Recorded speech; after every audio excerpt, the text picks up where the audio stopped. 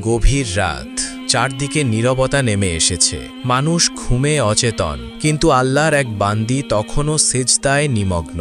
রাসূলুল্লাহ সাল্লাল্লাহু আলাইহি ওয়াসাল্লামের আদরের কন্যা হযরত ফাতিমা রাদিয়াল্লাহু আনহা তাহাজ্জুদের নামাজ আদায়ের পর দীর্ঘক্ষণ হাত তুলে মুনাজাতে মশগুল ছিলেন। ঠিক সেই সময় দূর পাহাড়ের দিক থেকে একটি ভয়ঙ্কর গর্জন ধ্বনি ভেসে এলো। এটি ছিল সিংহের গর্জন, কিন্তু সেই রাতের আওয়াজ স্বাভাবিকের তুলনায় যেন বেশি তীব্র, বেশি রহস্যময় মনে হচ্ছিল। হযরত ফাতিমা রাদিয়াল্লাহু আনহা চোখ খুলে আকাশের দিকে তাকালেন। মনে এক অজানা আশঙ্কা জাগল, হয়তো কোনো ঘটনা ঘটতে চলেছে। কারণ মদিনার কাছেই একটি পাহাড়ি জঙ্গল ছিল, যেখানে প্রায়ই হিংস্র প্রাণীর ভয় দেখা দিত।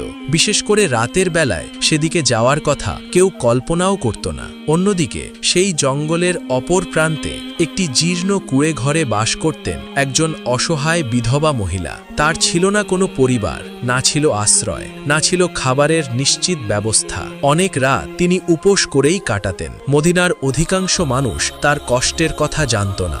এমনকি হযরত ফাতিমা রাদিয়াল্লাহু আনহাও তার অবস্থা সম্পর্কে খুব বেশি অবগত ছিলেন না। পরদিন সকালে হযরত ফাতিমা রাদিয়াল্লাহু আনহার একটি কাজে রাসূলুল্লাহ সাল্লাল্লাহু আলাইহি ওয়াসাল্লামের ঘরে যাওয়ার প্রয়োজন হলো। তিনি একাই বাড়ি থেকে রওনা হলেন, কিন্তু নবীজির দরজার কাছে পৌঁছেই হঠাৎ থেমে গেলেন। পা যেন আপনা আপনি থেমে গেল। কিছুক্ষণ তিনি দরজার সামনে দাঁড়িয়ে রইলেন এবং ভেতরের কথোপকথন শুনতে লাগলেন। কারণ তখন রাসূলুল্লাহ সাল্লাল্লাহু আলাইহি ওয়াসাল্লাম কয়েকজন সাহাবীর সঙ্গে কথা বলছিলেন, আর তার কণ্ঠে ছিল গভীর চিন্তার ছাপ। তিনি বলছিলেন, হে আমার সাহাবীরা, তোমরা কি জানো মদিনার সীমান্তের কাছে পাহাড়ের ওপারে একটি জঙ্গলের মধ্যে একজন বিধবা মহিলা বসবাস করেন। তার স্বামী আল্লাহর পথে শহীদ হয়েছেন। তিনি অত্যন্ত দরিদ্র অবস্থায় জীবন কাটাচ্ছেন। আজ 2 দিন ধরে তিনি ক্ষুধার্ত।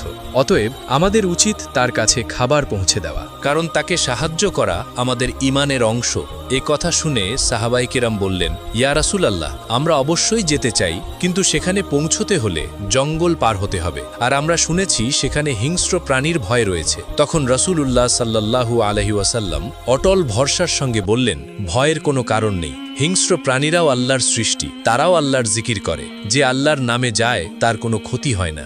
ঘরের বাইরে দাঁড়িয়ে থাকা হযরত ফাতিমা রাদিয়াল্লাহু আনহার হৃদয়ে এই কথাগুলো গভীরভাবে গেঁথে গেল। তার চোখ থেকে নীরবে অশ্রু ঝরতে লাগলো। মনে একটি চিন্তা উদয় হলো, যখন আমার পিতা একজন অপরিচিত বিধবার ক্ষুধার কথা ভাবেন, তখন আমি তার কন্যা হয়ে কিভাবে পিছিয়ে থাকি। তিনি কিছু না বলেই দরজা থেকে সরে গেলেন, ভেতরে প্রবেশ করলেন না। আবার নিজের বাড়ির দিকে রওনা হলেন, কিন্তু এবার হৃদয়ে একটি দৃঢ় সংকল্প নিয়ে তিনি নিজেও কিছু করবেন।